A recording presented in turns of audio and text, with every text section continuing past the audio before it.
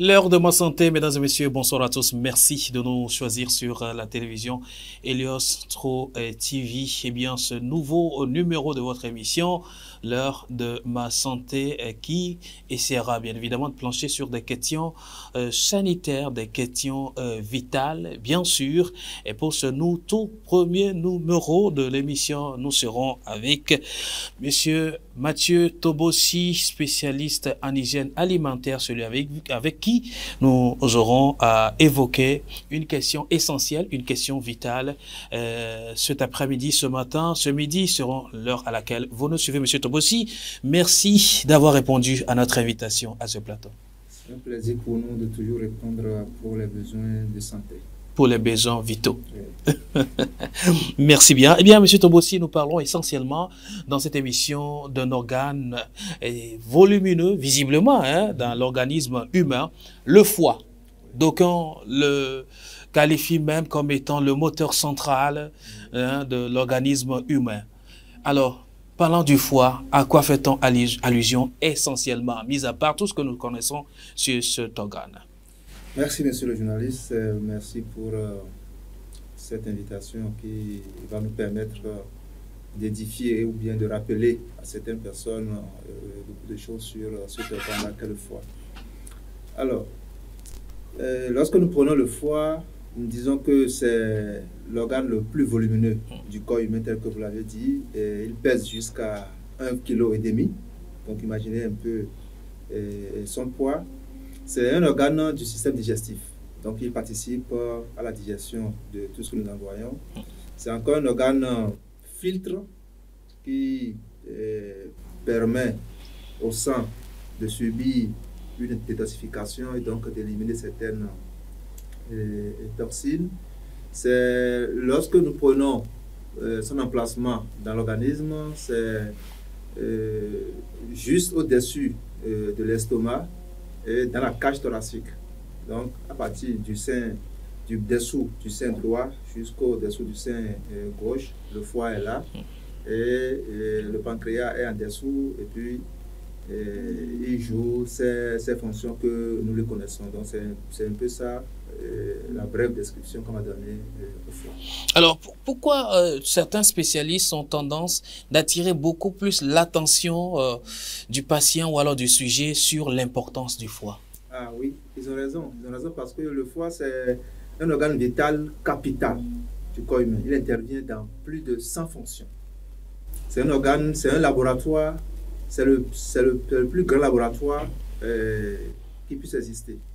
Mais c'est dans le corps humain. Donc, c'est vous dire un peu la magnificence du Créateur à travers l'être humain qu'il a créé. Alors, nous allons regrouper les fonctions du foie sous 5 formes. Nous avons la fonction qu'on appelle la fonction de métabolisme et de stockage des nutriments. Tout ce que nous mangeons, lorsque ça arrive au niveau de l'intestin grêle, ça va passer dans le sang.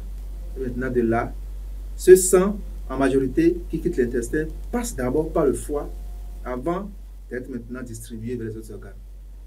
Et donc, arrivé au niveau du foie, c'est là maintenant que beaucoup de nutriments subissent des modifications complexes afin d'être orientés vers chaque type d'organe. Donc, c'est le foie qui va nourrir le cœur, celui qui va nourrir le cerveau, celui qui va nourrir les reins, celui qui va nourrir ceci, cela. Donc, c'est lui qui est au centre de l'alimentation, de la fourniture de molécules complexes aux autres organes.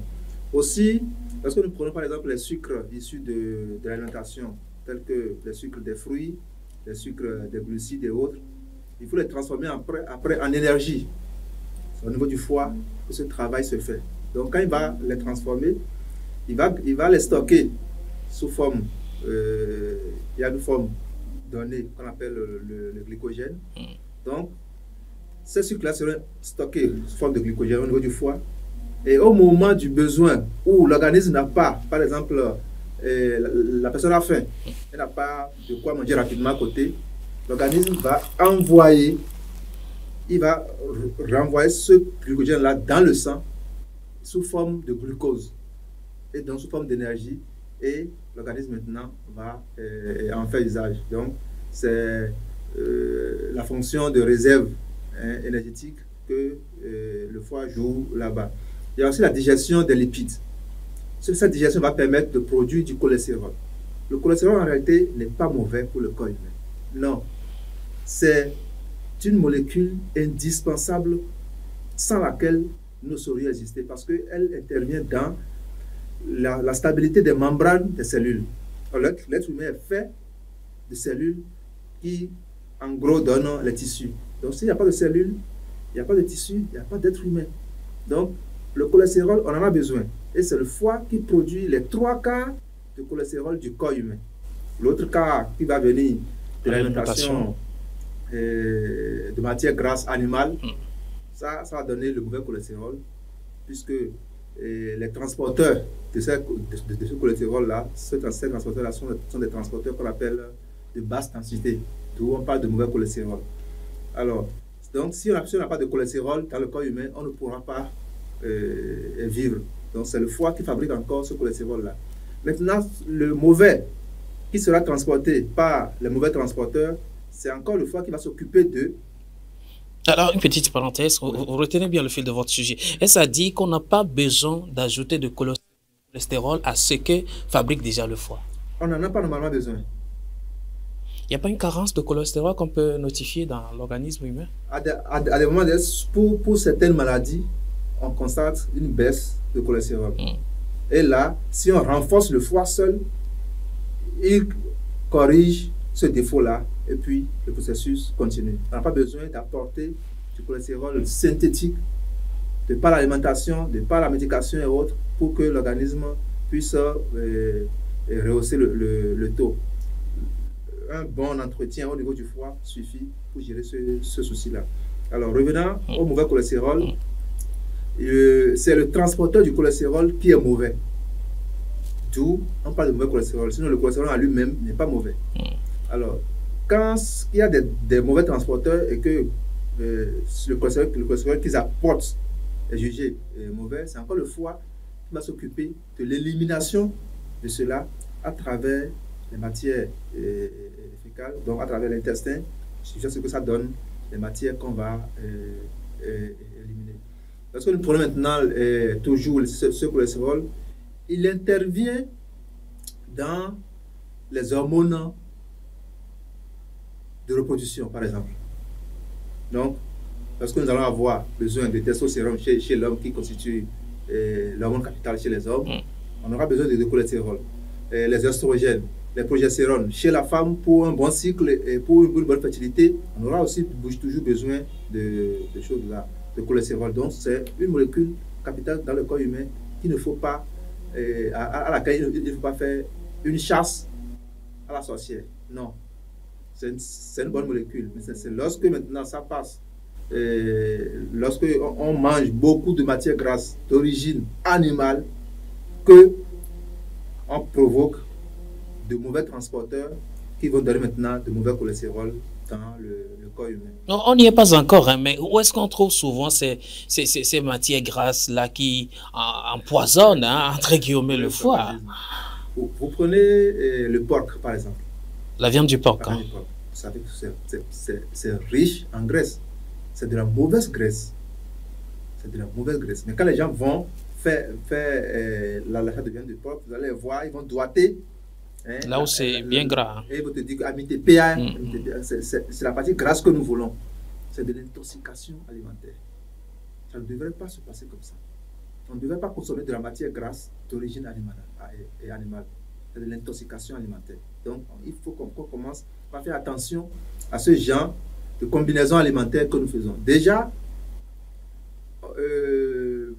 dans les huiles qu'on utilise pour nous faire la cuisine et autres, on n'est pas très sûr de leur origine végétale. Et on va encore ajouter de la matière grasse ou bien de la graisse animale à cette huile d'origine végétale et non végétale qui pose déjà problème, et on va surcharger l'organisme, on va surcharger le foie et bonjour les dégâts. Il y a la fonction de production de bile. La bile, autre, elle est faite de l'eau, d'électrolytes, de sel biliaire et beaucoup d'autres choses. Et c'est une substance qui nous permet d'éliminer beaucoup de déchets qui sont issus de l'alimentation, qui sont issus des médicaments que nous prenons. Donc l'intoxication médicamenteuse. L'intoxication d'origine alimentaire, c'est la bile qui est fabriquée dans le foie qui va permettre l'élimination de cette substance-là, de cette toxine-là. La bile joue ce rôle-là. C'est encore la bile qui va permettre le passage des lipides digérés de l'intestin dans le sang. Donc, il assure aussi la transition des lipides d'origine intestinale vers le sang. Et maintenant, le foie récupère encore ces lipides-là pour les travailler en triglycérides, en cholestérol et en ce qu'il faut pour que l'organisme puisse bien fonctionner. Il y a la fonction plasmatique qui est la troisième. À ce niveau, c'est le foie qui fabrique ce que nous appelons les facteurs de coagulation. Là, si ces facteurs ne sont pas présents, tels que la prothrombine et autres, si vous vous blessez, vous ne pourrez pas avoir de la coagulation sanguine. Vous allez saigner à flot, vous allez saigner à mort.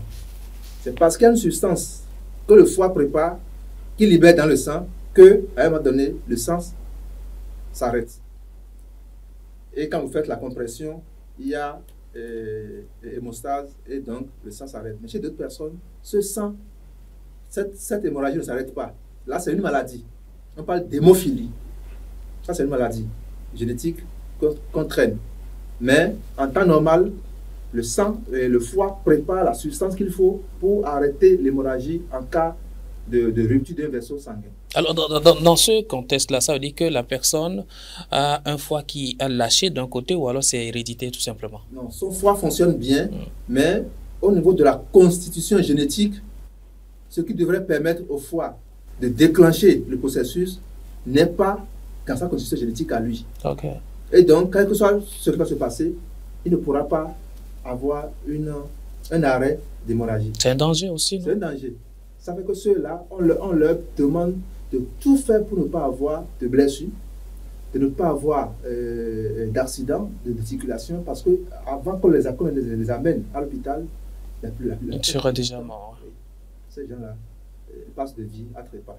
Donc, ça, c'est... Comment ils s'en rendent compte qu'ils sont de ce type de... Voilà. Si vous commencez par constater que quand vous saignez, mais quand vous êtes blessé, ça ne s'arrête pas vite, il faut aller consulter pour savoir pourquoi ce phénomène-là.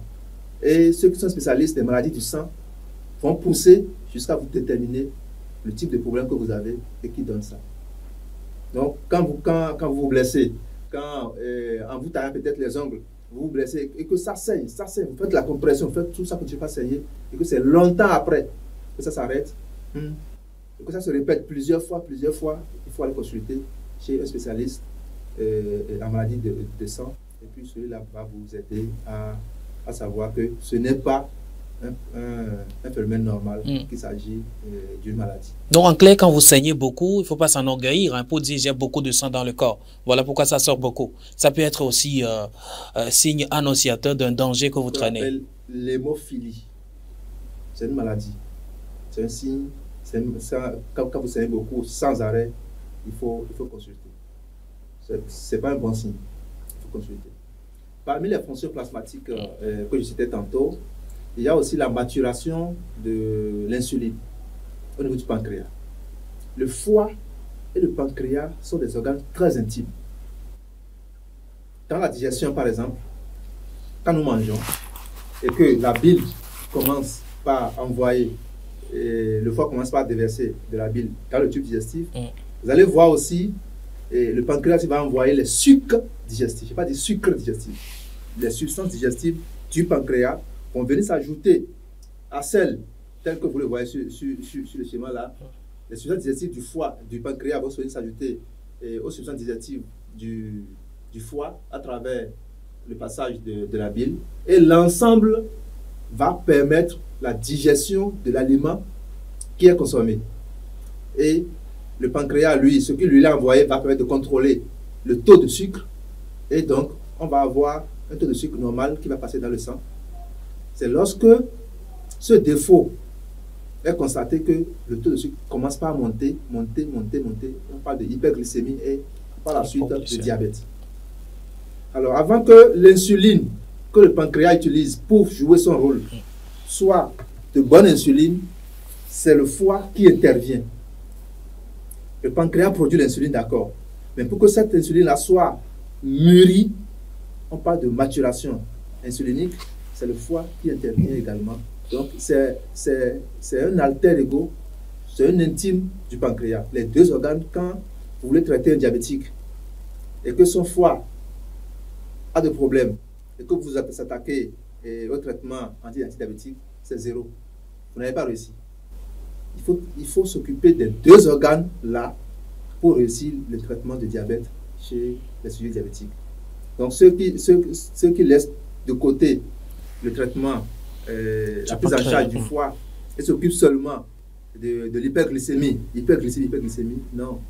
Il faut aussi voir si le foie n'a pas un souci. Parce qu'à un moment donné, lorsque le surplus de glucose est constaté, le foie recueille ce surplus-là. Il faut vous dire qu'en 1 heure de temps, le foie traite 90 litres de sang. En 1 heure de temps, En 1 heure de temps. Le foie traite 90 litres de sang. Donc, ce faisant, tout ce qu'il y a comme surplus et autres, il emmagasine. C'est comme un chiffon. Il s'engorge de sang et il se dilate. Et maintenant, ce sang qui est stocké sera maintenant traité. Il va en tirer ce qu'il veut, il va y injecter ce qu'il veut. Et maintenant, il relance ce sang en circulation. C'est un très grand laboratoire. Alors, ce faisant maintenant, il va aider le pancréas à injecter dans le sang ce qu'il faut pour que la glycémie soit bonne, ce qu'il faut pour la baisser. Et si tout le système est défaillant, cette glycémie-là sera élevée. Donc, il y a ce rôle-là que le foie joue. Il y a toujours dans la fonction plasmatique, là, il y a l'élimination des bactéries, de certaines bactéries dans la circulation qui s'observent au niveau du foie. La destruction des globules rouges vieillis, des globules blancs vieillis, le foie aussi s'en occupe en majorité.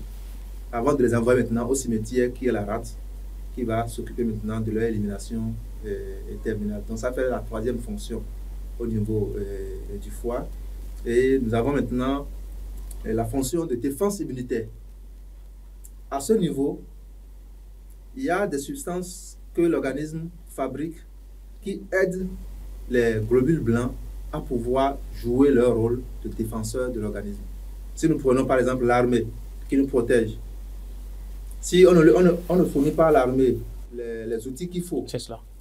Ça peut être les armes, ça peut être les moyens de déplacement, ça peut être les tenues, les protections et autres, mais les sujets recrutés pour assurer ce travail ne pourront rien faire.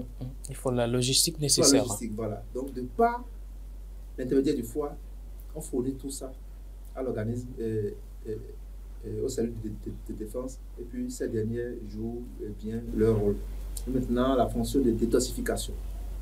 À ce niveau, je vous dis que tout ce que nous consommons, tout ce qu'on nous injecte, que ce soit un médicament ou tout autre produit, ça peut être une drogue, ça peut être un stupéfiant, tout ce qui rentre dans le corps, que ce soit par pommade au niveau des femmes, les shampoings et autres, tout passe dans le foie.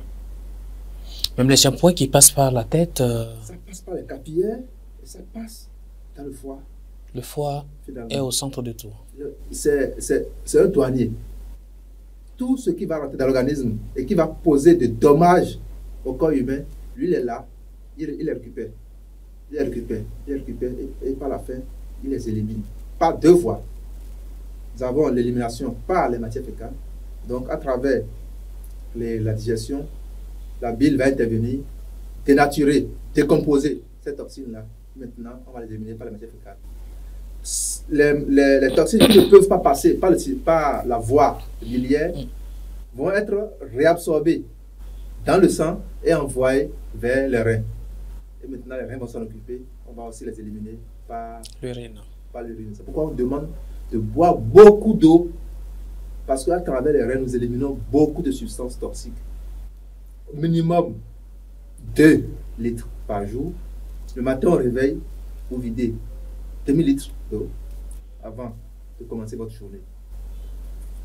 ça vous permet déjà même de faire le réveil intestinal. Quand vous prenez 2 minutes d'eau le matin au réveil, dans les instants qui vont suivre, vous allez avoir envie d'aller à la toilette. C'est le réveil intestinal. Et en dehors de ça, ça réveille aussi les reins et le phénomène de filtration va continuer. Vous allez commencer par uriner.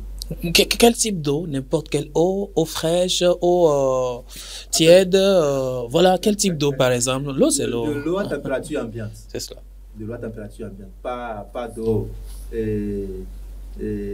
glacée, pas d'eau très chaude. De l'eau tiède peut aller, mais pas d'eau fraîche. De l'eau tiède peut aller. Même à table, pour le petit déjeuner, vous pouvez prendre une grande quantité quand vous voulez prendre votre thé matinal, une grande quantité d'eau peut accompagner et vous allez fournir à l'organisme ce dont il a besoin. Très bien, je vais rester un peu dans cette parenthèse avant que vous nous reveniez sur le processus. Donc, certaines fois, il y en a qui prennent de l'eau chaude, en plus du citron le matin, du gingembre, ils disent voilà, ça réveille l'organisme et tout. Est-ce que ça sert à quelque chose? C'est très bon. C'est très bon. Le gingembre, le curcuma, le citron et le poivre, ces mélanges-là que les gens font le matin avec de l'eau, mais je vous dis, c'est du carburant qu'ils fournissent à l'organisme. Parce qu'il y a beaucoup de substances qui sont dans ces ingrédients culinaires-là qui permettent à l'organisme de se détoxifier davantage, de se renforcer en matière de défense immunitaire. Voyez-vous, quand Covid est arrivé, vous avez vu comment les Africains y ont résisté? Ah oui. Ah oui, même si on refuse de le dire. Hein. C'est de l'évidence. Il faut reconnaître que de par nos médecines de palissade, nos médecines traditionnelles, tout ce que nous avons comme acquis naturellement, et donc on ignorait les valeurs ont été révélées par la crise de Covid.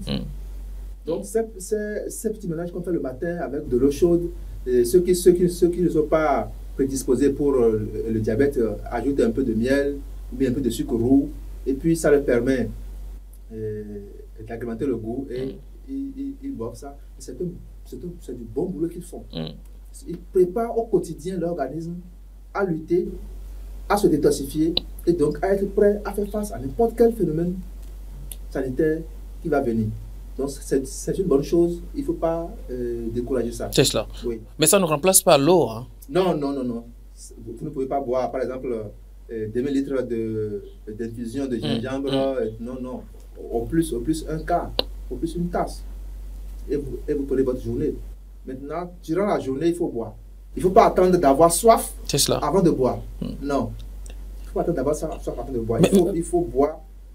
Le matin, vous avez déjà pris 2000 litres au réveil. Entre 10h, 11h et 10h midi, vous videz encore 2000 litres. L'après-midi, entre 14h et 16h, 2000 litres, ça veut dire 1,5 litres. Le soir, quand vous revenez du boulot, prenez encore de l'eau. Quand vous êtes prêt pour aller au lit, prenez encore de l'eau. Vous aurez pris au moins 2 litres d'eau au quotidien. En allant au lit aussi, on peut prendre de l'eau? Il y en a qui déconseillent ça. Lorsque c'est souvent chez les sujets du 3e âge qu'on le déconseille. Parce que, vous allez être amené à vous réveiller pour aller faire pipi. Régulièrement. Ça fera que ceux du 3e âge, ça perturbe leur sommeil. Et donc, leur tension est aussi perturbée. Un sommeil perturbé aussi entraîne... est en train d'être préparé. Ok. Les hommes... Nous allons quand même revenir sur l'importance du sommeil aussi. Hein? D'accord. Les hommes qui sont prédisposés aux maladies de la prostate, aux troubles de la prostate, ils vont aussi être amenés à aller régulièrement à la toilette. Ça va aussi perturber leur sommeil. Ceux qui sont déjà diabétiques, le diabétique, la nuit, mais il fait pipi plusieurs fois. Donc, s'il se permet encore de boire beaucoup d'eau, il va encore augmenter la fréquence des pipis. Et donc, le sommeil perturbé, l'hypertension artérielle se prépare. Hypertension artérielle plus diabète, c'est un cocktail Molotov. Très dangereux. Molotov. hypertension plus diabète, c'est un cocktail molotov qu'il faut tout faire pour éviter. Le diabète conduit souvent à l'hypertension artérielle, pas un phénomène. Mais l'hypertension artérielle ne donne pas le diabète, ne se complique pas et donne le diabète. Mais le diabète, lui, peut se compliquer et vous donner l'hypertension artérielle. Comment? Lorsque le sang est très riche en sucre et l'hyperglycémie est permanente, la capacité, la fluidité de votre sang pour circuler dans les vaisseaux sanguins est hypothéquée. Et donc, la circulation sanguine va être perturbée, ralentie. Le cœur, ne sachant pas que c'est un problème lié à l'hyperglycémie, il va chercher à forcer le passage du sang dans les vaisseaux, parce que les organes vont en réclamer. Et donc, c'est la pression que met le cœur à fournir le sang. C'est ça qu'on appelle seulement la tension artérielle. Donc cette pression-là dans les vaisseaux, c'est ça qu'on mesure lorsqu'on met le brassard, lorsqu'on met le tensiomètre. C'est la pression-là qu'on mesure. Et on parle d'hypertension artérielle. Donc, si votre diabète vous conduit à avoir des perturbations de circulation sanguine, attendez-vous à avoir une hypertension artérielle. Aussi, le diabète est un ennemi des vaisseaux sanguins. Donc, en dehors du fait que le sang ne sera pas bien fluide pour circuler, il y a aussi les vaisseaux sanguins qui ne seront plus bien élastiques et faire des pulsions qu'il faut pour faire passer le sang. Et donc, et le défaut vasculaire et le défaut de circulation sanguine, les deux réunis vont vous donner immanquablement une hypertension artérielle. Et le cerveau va en partie, l'AVC va subvenir. Si c'est un AVC hémorragique, donc par rupture du vaisseau sanguin, ça emporte. Dans la plupart des cas, ça emporte. Heureusement que c'est le type d'AVC le moins fréquent. Si c'est un AVC par obstruction, où il y a un caillot de sang qui est venu boucher, on a plus de chances de sortir du coma. Mais avec des risques de séquelles. Des séquelles, là. Voilà. On va traîner le pied, on va traîner le bras, la bouche va être penchée, on ne pourra plus bien s'exprimer.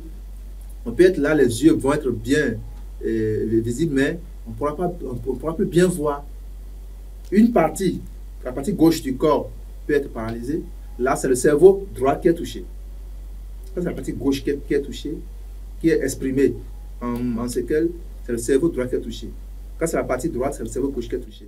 C'est en croisé dans le cerveau. Et donc, l'expression va venir selon la zone touchée. Qui est touchée. Donc, ça, c'est une parenthèse qu'on a. Tout à fait, c'est une grande parenthèse. Hein. Bah, en tout cas, on reviendra quand même là-dessus de façon beaucoup plus détaillée, parce qu'il y a beaucoup de choses qui ont été dites là, qui fondamentalement, voilà, en détail, je crois qu'il y en a encore à dénicher plein de choses. Alors, la dernière fonction, vous parliez tantôt de système de défense en quelque sorte. Ouais. Alors, ma question est de savoir, on nous a appris dès les cours primaires que les globules blancs défendent contre les étrangers qui viennent attaquer le corps et tout. Outre les globules blancs, qu'est-ce que le foie fait? Le foie leur produit quoi pour la défense?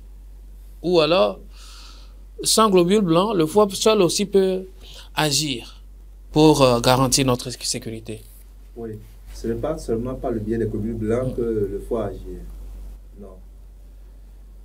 Il y a les cellules qu'on appelle les cellules de Kupffer. Les cellules de Kupffer. Alors, ces cellules-là, elles participent à l'élimination des bactéries surtout. Et c'est le foie qui leur permet de jouer ce rôle-là. Ce sont des cellules de défense aussi. Il y a des substances qu'on appelle les protéines de la phase aiguë de l'inflammation. Il n'y a pas de défense immunitaire sans inflammation. Ok. Ce n'est pas l'inflammation que le processus d'attaque microbiologique est ralenti. Qu'est-ce que vous mettez dans l'inflammation? C'est un phénomène par lequel, quand vous vous blessez par exemple, ou quand vous faites une entorse ou bien vous cognez le pied contre quelque chose, la partie commence par s'enfler. Okay. C'est une sorte d'inflammation. même si, sans qu'il y ait hémorragie collectée là, mais en fait, il commence par s'enfler. C'est un système de défense de l'organisme. Et donc, s'il y avait une ouverture et qu'il y a des gemmes qui sont rentrées, ils vont d'abord là être localisés. Et on va envoyer l'information au cerveau qui va envoyer le type de soldat qu'il faut pour venir s'attaquer à ces gemmes. On n'envoie pas tout le monde. Lorsqu'il y a feu, c'est les sapeurs-pompiers. C'est les sapeurs-pompiers qui viennent. Lorsqu'il faut une manifestation publique, c'est la police ou la gendarmerie qui vient encadrer. On n'envoie pas les militaires pour venir encadrer les manifestations. C'est ça que les gens sont en train maintenant de gérer dans un autre pays pour leur procès. Vous voyez un peu? Donc, chacun n'a qu'à rester dans son couloir de fonction. Donc, le foie, c'est ce qu'il faut pour tel type d'attaque. Et sans ça, on ne peut pas survivre parce qu'on sera très exposé aux germes et donc on va en pâtir malheureusement. Donc, en quelque sorte, le foie joue aux gendarmes. Est-ce que c'est aux gendarmes? Mais c'est l'acteur principal du fonctionnement humain. Des organes. Des organes humains. Oui, c'est un acteur clé. Il y a l'un de mes maîtres qui a écrit un très beau livre sur le foie et qui résume tout ce que je suis en train de dire et qui révèle aussi beaucoup de témoignages que les gens ont fournis. Le titre, c'est « Seul le foie sauve ». C'est cela, seul le foie sauve. Seul le foie sauve. Il sauve le corps, naturellement. Tout comme pour les chrétiens, seul la foi sauve. Voilà. La foi va sauver le spirituel. Voilà. Mais quand c'est le corps humain, c'est le foie sauve. Parce que c'est lui qui va fournir ce qu'il faut. Il prépare ce qu'il faut pour le cerveau, ce qu'il faut pour le cœur, ce qu'il faut pour les reins, les intestins, et pour la défense de l'organisme, ceci, cela. Il est au centre de tout. C'est un organe central, très vital. Il est au centre de tout. Donc, on ne peut pas se passer du foie et survivre. Et heureusement, Dieu a fait de telle manière que c'est un organe qui se régénère facilement aussi. D'accord. Quand il commence par être endommagé et que vous lui fournissez les principes qu'il faut, il se régénère le plus vite possible. Si l'atteinte n'est pas encore jusqu'à aller à 50%, votre foie va se régénérer. Mais quand vous êtes déjà au-delà de 50%, c'est difficile. C'est mesurable? Si, à travers des bilans qu'on fait, c'est mesurable. Et surtout à l'écho ou bien au scanner, on voit le pourcentage de tissu du foie qui est endommagé. Et maintenant, les bilans biologiques viennent s'ajouter. Et puis, on arrive à faire chose, à évaluer. Donc, quand nous, par exemple, on vient nous voir pour les problèmes de foie, nous évaluons d'abord le degré d'atteinte de votre foie. Il y a certains qui viennent, après évaluation, je dis, je ne peux pas vous prendre en charge. Et ceux-là, après 2 semaines, 1 mois, vous tentez leur numéro, ils ne sont plus là. Ils sont dans l'au-delà. Parce que, au-delà de 50%, si vous laissez les gens dépenser encore, c'est du gâchis. Ça ne marchera plus. Mais quand le bilan me dit, OK, c'est possible, avec la grâce de Dieu, ça marche à 100%. Donc, il faut savoir connaître l'organe que vous voulez traiter, avoir les molécules qu'il faut, et puis réussir son traitement. Mais je signale que le foie ne tolère pas les produits chimiques. Il n'aime pas les produits chimiques. Quand vous êtes quelqu'un et que vous êtes habitué aux produits chimiques ou bien à l'alimentation chimique, à l'alcool et autres, il vous lâche. Il ne supporte pas. Donc, un bon traitement du foie, un bon entretien du foie doit être naturel. Alimentation naturelle, boisson naturelle, médication naturelle. Mais quand les chimiques commencent par s'introduire, vous préparez votre foie à exploser et donc à subir tout ce qui est de mauvais et qu'on ne souhaite pas. Non, mais beaucoup de médicaments ou alors de produits aujourd'hui ont de ramifications chimiques. Et de Voilà. ces produits entrent aussi dans le traitement ou alors la prise en charge du foie. Dans ces conditions, qu'est-ce qu'il y a lieu de faire, M. Tobosi? Lorsque nous prenons les maladies du foie, par exemple, si on va y aller comme ça, Bon, de pêle-mêle pour l'instant, voilà. voilà. Nous avons une maladie du foie qu'on appelle l'hépatite médicamenteuse. Ok. L'hépatite médicamenteuse, qui est très grave et qui emporte beaucoup de citoyens. Et on pense que c'est une main noire qui est derrière, c'est quelqu'un qui est en train de déranger la personne, c'est ceci, c'est cela. La plupart des médicaments que nous prenons ont un côté toxique. Et quand vous lisez les notices, c'est souvent écrit, quand vous avez un problème de foie, il ne faut pas en prendre. Mais l'Africain ne lit pas. Ah oui. On ne lit pas en Afrique. Si vous voulez cacher quelque chose dans l'Africain, écrivez-le dans un bouquin. Ça va rester là 100 ans, il ne va pas découvrir. L'hépatite médicamenteuse, il y a plus de 1300 médicaments en pharmacie qui sont toxiques pour le foie. Je pèse bien mes mots. 1300 molécules médicamenteuses en pharmacie qui sont toxiques pour le foie. La plupart... Mais des produits quand même qu'on prescrit. Régulièrement et malheureusement. Et parmi ces médicaments, le chef de file, c'est le paracétamol. Le travail de tous les jours. C'est pris comme de petits pains tout le temps.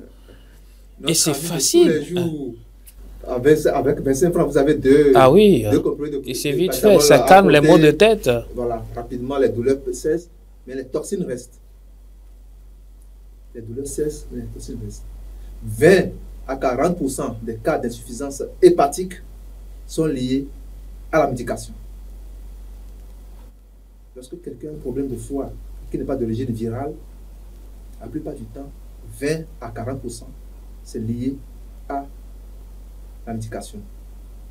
Et quand je dis médication, ce n'est pas seulement les produits de pharmacie publique. Il y a aussi des plantes qui sont toxiques pour le foie. C'est cela. Et on en a dénombré jusqu'à une cinquantaine de plantes qui sont toxiques pour le foie et 1300 médicaments en pharmacie qui sont toxiques pour le foie. La différence est très grande, 50 et 1300. Mais là, c'est dangereux. On décharge tout sur les plantes. On décharge tout sur ceux qui exploitent les plantes, tous ceux qui conseillent les plantes, on décharge tout sur eux. Pendant que soi-même, on est acteur de la destruction du foie des citoyens. Il y a de cette vérité-là qu'on doit commencer à dire. Hein? À dire. Ah oui. Pour réveiller les citoyens, pour leur dire, deux médicaments, ce n'est pas bon. Ce n'est pas bon. Il faut à un moment donné laisser l'organisme d'abord lui-même faire son auto-guérison avant de penser maintenant se faire prendre en charge au cas où ça ne marche pas. Mais on préfère quelqu'un, un petit bobo, il va à la pharmacie. Sans ordonnance, sans consultation, et on lui sert des médicaments. Alors, M. Tobosi, est-ce qu'il y a lieu de dire aujourd'hui, avant de prescrire un médicament à un patient, il faut d'abord partir par l'état de son foie? Ce n'est pas toujours évident. Oui. Parce qu'il faut soigner tout de suite un mal. Oui. Pour les urgences, je suis d'accord. Pour les urgences extrêmes, je suis d'accord que on connaît déjà les médicaments qu'il faut pour les urgences, et puis on les administre et on récupère la personne. Mais pour la suite, il ne faut pas continuer par l'intoxiquer. Parce que les premiers soins reçus, la plupart des toxines vont rester. Et donc, dans la suite, maintenant, il faut voir, il faut maintenant juger, il faut jauger ce qui serait meilleur pour le sujet par rapport au côté toxique et lui prescrire ce qui sera le plus souvent meilleur. L'automédication que nous faisons aussi nous conduit à la destruction du foie. Parce que tel médicament a bien marché pour Kofi, Kodjo sera conseillé pour ce même médicament. telle injection a marché pour Afri, pour son infection, on va prendre aussi la même chose lorsque Abidé va avoir le même problème. Non, non. Chaque maladie avec la spécificité médicamenteuse qu'il lui faut. Mais nous faisons ce mélange, ce foutoir-là, si bien que l'automédication est en train de nous détruire en Afrique. Et lorsque je prends le paracétamol, par exemple, les firmes pharmaceutiques ont contourné l'interdiction ou bien l'alerte que l'OMS a donnée. L'OMS avait donné une alerte dans les années 2000 sur le paracétamol. Et pour contrôler, qu'est-ce que les firmes ont fait? On met toujours le paracétamol dans le médicament là, mais on change le nom du médicament. Donc, celui qui ne lit pas et qui ne veut pas savoir quelle molécule composante est la composante de ce médicament, il va prendre la même molécule dans le premier médicament, dans le second que l'autre va le conseiller, dans le troisième que l'autre va le conseiller, il va faire un surdosage. Un cocktail de paracétamol. Paracétamol qu'il va prendre. Les gens viennent à la consultation, vous leur demandez quels sont les médicaments que vous prenez actuellement par rapport à votre fièvre, par rapport à votre maux de tête, par rapport à vos maux de tête et autres. Je ne veux pas citer les noms de molécules. Il va vous dire qu'il prend ci, il prend ça, il prend ça, il prend ça. Il doit y avoir 4 molécules. Vous les avez amenés. Si vous avez la chance que c'est amené, sortez-les. Et je prends la peine de leur dire, ouais, ce nom-là, paracétamol, c'est ça qui est ici. Qu'est-ce que vous lisez là? Paracétamol. Quand vous tombez sur la troisième boîte, il faut comme ça. Parce qu'ils se rendent compte qu'ils se sont intoxiqués du premier jour jusqu'au jour où ils sont venus devant nous. L'éducation thérapeutique doit être mise en Afrique et dans notre pays, au sud du Sahara. C'est important. Ces genres d'émissions que nous faisons, ça aide beaucoup de personnes à sortir de l'ignorance, à éviter les risques vitaux qu'ils prennent par ignorance entre-temps. Donc, médicaments, intoxication médicamenteuse et le foie, il n'y a pas à discuter. On intoxique le foie au quotidien à travers les médicaments, les tisanes, les médicaments, les substances chimiques, hein, ceux qui s'injectent les drogues, ceux qui en fument, ceux qui en chichent, et avec ce qui est maintenant de mise où les jeunes s'asseyent et puis... Le chicha. Le chicha. C'est aussi dangereux que ça. Le chicha. La composition de la fumée de chicha.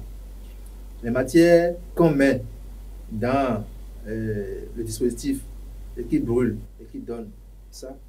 La braise. De différents odorats, de différents parfums et... Tout est synthétique. Tout est synthétique. Et c'est le foie qui est en partie. Le foie en partie. Maintenant, la fumée, elle autre, elle va détruire et les poumons. Et cette braise-là, qui est en train de dégager cette fumée-là et qui passe à ce qu'on appelle les HAP, les hydrocarbures aromatiques polycycliques, qui sont hautement cancérigènes, qu'on trouve dans les charbons de bois, qu'on trouve dans les feux incandescents. Et on s'expose, on fume ça, on se prend du plaisir parce qu'on a fumé du bon arôme. Mais aujourd'hui, le phénomène devient une sorte de civilisation. Hein. C'est les bars qui souffrent pour les chichas et puis c'est illuminé. C'est des grosses caisses qui carrent et tout le temps on est là de la nuit jusqu'au petit matin. On fume bien. C'est de l'intoxication. Notre civilisation nous a conduit dans beaucoup de gaffes. Dans beaucoup de gaffes. Il y a des maladies qu'on appelle les maladies de la civilisation. L'hypertension artérielle, le diabète, et l'obésité et beaucoup d'autres. Et tout ça, la finalité chez certains sujets, c'est l'infertilité. Parce que vous allez détruire le processus de production ou bien de fabrication des hormones fertilisantes pour l'organisme, des hormones de reproduction pour l'organisme. Et quand vous serez en carence, vous ne pourrez pas produire de bons spermes pour donner une progéniture. La femme qui est habituée à ce genre de trucs ne pourra pas ovuler jusqu'à avoir une fécondation et porter une grossesse. Donc tout est lié. Tout est lié. Et tant qu'on ne s'en rend pas compte, on va continuer par se livrer à ça, et puis bonjour les dégâts. C'est bien qu'aujourd'hui, il n'y a pas qu'à imputer nos aventures, nos mésaventures au monde spirituel. C'est une tante quelque part qui refuse à ce que je porte un fœtus, ou alors c'est un oncle quelque part qui est en train de me jeter un mauvais sort. Quelque part, peut-être on a un frein au principe de foi qui nous rattrape, malheureusement. L'alimentation que nous avons eue il y a 5 ans, 10 ans, la boisson que nous avons eu à consommer il y a des années, ça va nous rattraper. Ce n'est pas ce que vous avez bu hier ou avant-hier qui est en train d'agir aujourd'hui. Hein. Non, c'est ce qui était pris en petite dose, accumulé, qui va s'exprimer par la maladie actuelle que vous avez. Quand les gens viennent et disent, c'est hier ça a commencé. Non, c'est pas hier que ça a commencé. C'était là, ça s'accumulait. Et puis, à un certain taux, allez, et on va. Et il vous a dit, mais dis donc, arrête. Et il va exprimer ça par des manifestations, par des symptômes qui vont vous obliger à aller en consultation. Et une fois malade en consultation, vous serez obligé de le laisser au repos. Lui, il a besoin de repos. Parce que vous l'avez tellement chargé qu'à un moment donné, il n'en peut plus. Il a besoin de repos chimique pour pouvoir travailler, pour pouvoir se régénérer, pour pouvoir relancer l'organisme. Mais s'il se taisait et qu'il vous laissait le charger, il va péter. Il ne va pas accepter. Il va déclencher des phénomènes qui vont vous obliger à arrêter ce que vous êtes en train de faire et qui n'est pas agréé. Voilà. Pour finir maintenant, M. Tobossi, nous allons quand même revenir sur essentiellement les maladies du foie et comment entretenir le foie. Nous allons revenir là-dessus dans d'autres numéros. Mais restons dans cette petite parenthèse pour parler des substances que nous envoyons pour agresser le foie, dont les éléments chimiques, l'alcool en priorité. Nous avons tendance à qualifier certains alcools de qualité. Est-ce qu'il y a de l'alcool de qualité? Donc, quand c'est qualité, bon, le foie ne réagit pas par rapport à cela. Hein? Sorabi, qualité. C'est vrai qu'il y a des alcools de qualité. Il faut l'avouer. D'accord. Quand c'est fait à base de vin de palme, sous d'autres cieux, il y a d'autres types d'arbres qui fournissent du vin et on fait toujours l'alcool avec. Yes, quand c'est fait avec cet ingrédient naturel, sans apport d'autres ingrédients chimiques, ça ne fera que donner du bon alcool. C'est cela. Mais bon alcool en parenthèse, parce qu'il n'y a pas de bon alcool pour le foie. L'alcool, c'est l'alcool. Même si c'est dosé à 1%, l'alcool est dangereux pour le foie. Même si c'est dosé à 1%, l'alcool est dangereux pour le foie. Alors, que ce soit ce qui est fait avec des ingrédients naturels ou ce qui est fait de manière synthétique. Lorsque nous prenons, si je vous cite par exemple certains ingrédients et que vous me les donnez tout de suite, en 30 minutes, je peux vous produire 100 litres d'alcool. Sans avoir une seule goutte de vin de palme. Je mets la disposition en place, je mets l'eau dans la bassine, je mélange les ingrédients qu'il faut, on va avoir de l'alcool tout de suite. Mais ça abonde aujourd'hui sur le marché. C'est ça qui est maintenant sur le marché. De l'alcool fabriqué avec des produits synthétiques. Ça, c'est la chimie qu'on enseigne à l'université. C'est avec ça maintenant que c'est déversé sur le marché et presque beaucoup de fournisseurs d'alcool. Bien sûr, c'est ça qu'ils produisent. C'est ça qu'ils produisent. Il y a aussi l'alcool qui ne devait pas être de l'alcool alimentaire. C'est réservé pour les travaux au laboratoire. C'est réservé pour les soins à l'hôpital. Mais les gens boivent ça. Les 95 degrés. Les gens boivent ça. Ils boivent ça comme l'autre qui est l'ordinaire qu'on connaissait. Les gens boivent ça. L'alcool, quel que soit son degré, il est dangereux pour le foie. Qu'il soit dans la bière, dans le vin, dans l'apéritif, dans le médicament, il est dangereux pour le foie. Et ça dit qu'il ne faut jamais prendre. L'idéal serait... L'idéal serait de l'éviter. De l'éviter. Hein. Mais à l'extrême envie, il faut, si votre organisme le supporte, il ne faut pas dépasser ce que votre organisme supporte. Moi, par exemple, si je veux prendre une boisson qui contient de l'alcool, je dois voir le dosage et m'assurer que c'est vraiment ça. Si on prend la bière, par exemple, qui est à 4-5% d'alcool, si vous me forcez à prendre un verre, je vais dormir ici jusqu'au lendemain. Un verre, pendant que les gens vident un casier. Oui, donc chaque organisme est unique en son genre. Si je prends une cuillère d'alcool pur, c'est là que je vais dormir. Je ne pourrai plus me lever, conduire et rentrer chez moi.